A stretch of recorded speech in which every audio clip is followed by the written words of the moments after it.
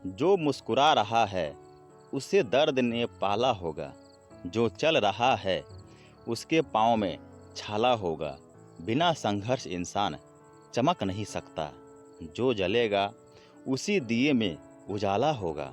संघर्ष क्यों? बच्चे संघर्ष से, संघर्ष ही तो जीवन की आत्मा है। जितना कठिन संघर्ष होगा उतनी ही शानदार जीत होगी। एक बार एक किसान भगवान से बहुत ही नाराज हो गया। किसान बहुत मेहनती था।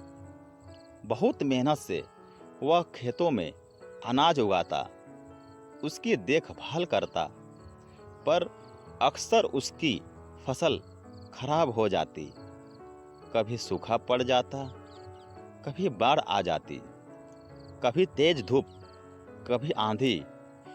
कोई ना कोई कारण बन ही जाता कि उसकी फसल खराब हो जाती।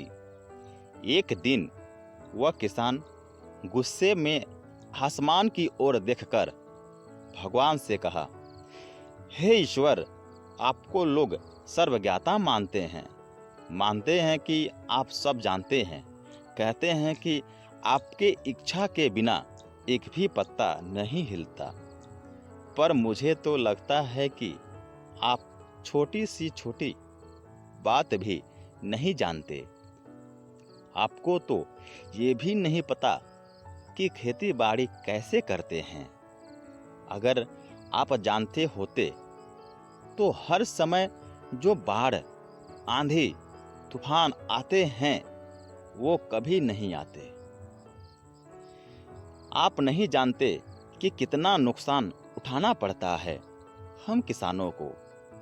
यदि आप मेरे हाथ में ये शक्ति दे दे कि जैसा मैं चाहूं वैसा मौसम कर दूं, फिर आप देखना मैं अन्न के भंडार लगा दूंगा। भगवान इस किसान के तीखे वाक्य सुनकर मुस्कुरा रहे थे और वह किसान के सामने प्रकट होकर बोले, मैं आज से तुझे यह शक्ति देता हूँ कि तुम अपनी खेतों पर तुम्हारी जैसी इच्छा हो तुम वैसा मौसम कर दोगे। मैं बिल्कुल भी दखल नहीं दूंगा। तुम्हारी इच्छा से सब कुछ होगा। किसान बहुत खुश हो गया। किसान ने गेहूं की फसल अपनी खेतों में बोई। जब उसे लगा कि खेतों को धूप चाहिए तो खेतों को धूप मिले, जब पानी बरसना चाहिए तभी पानी बरसा। आंधी, तूफान, बाढ़ कुछ भी उसने अपने खेतों पर आने नहीं दिया। किसान के खेत में इस वर्ष ऐसी फसल हुई जैसी कभी नहीं हुई थी। हरी भरी लहलहाती फसल। मन ही मन वह बहुत खुश हो गया और सोचने लगा, अब सबूत के साथ दिखाऊंगा भगवान को कि इसे कहते हैं शक्ति का सही उपयोग।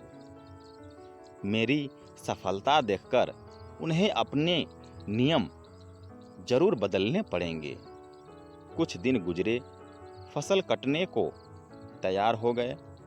किसान बहुत उत्सुकता के साथ फसल को काटने लगा, पर जैसे ही उसकी नज़र गेहूं की बालियों पर गया तो उसने अपना सिर पीट लिया और वह रोने चिल्लाने लगा।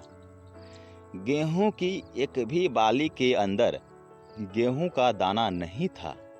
सारी बालियां अंदर से खाली थी। किसान बहुत दुखी हो गया। उसने भगवान से को रोते हुए फिर पुकारा, हे प्रभु, तुमने ये मेरे साथ क्या किया? क्या तुमने मुझे कोई सजा दी? भगवान बोले, पुत्र, ये तो होना ही था। तुमने पौधों को संघर्ष करने का मौका ही कहाँ दिया? ना तो तुमने उन्हें आंधियों से जूझने दिया, ना तेज बारिश से सहने दिया, और ना ही धूप में तपने दिया। एक भी चुनौती का सामना तुमने उन्हें नहीं करने दिया।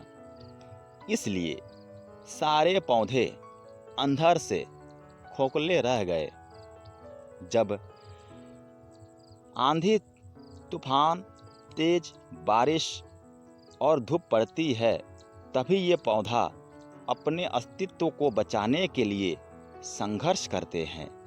और इसी संघर्ष से एक बल पैदा होता है, जिसमें शक्ति होती है, ऊर्जा होती है। और यही ऊर्जा पूर्ति तेरे गेहूं के दानों की तरह जो नहीं फूटी। तूने उन्हें कठिन परिस्थितियों से गुजरने ही नहीं दिया, जहां उनके अस्तित्व का जन्म होता। सारी बालियां इसलिए खाली हैं, इसमें एक भी गेहूं का दाना इसलिए नहीं है क्योंकि तुमने अपने पौधों को संघर्ष कराया ही नहीं। याद रखिए, स्वर्ण में स्वर्णीय आभा तभी आती है जब वह आग में तपने, गलने और हथौड़े से पिटने जैसे संघर्षों से गुजरता है। कोयले का टुकड़ा हीरा तभी बनता है जब वह उच्च दाब और उच्च ताप की मुश्किल परिस्थितियों से गुजरता है। इसी तरह हमारी जिंदगी में कोई संघर्ष ही ना हो, कोई चुनौती ही ना हो, तो हम भी गेहूं की बालियों की तरह खोखले रह जाएंगे। कोई अस्तित्व नहीं होगा हमारा। विपरीत परिस्थितियां, चुनौतियां, समस्याएं हमें और अधिक निखारती है। यदि जीवन में कठिन परिस्थितियां और चुनौतियां आए तो घबराना मत, बल्कि सामना करना, विश्वास करना कि आप और अधिक निखर जाओगे और अधिक मजबूत बन जाओगे। किसी ने कितना सही कहा है, जिंदगी जीना आसान नहीं होता। बिना संघर्ष कोई महान नहीं होता। जब तक ना पड़े हथौड़े की चोट, तब तक पत्थर भी भगवान नहीं होता। Thank you.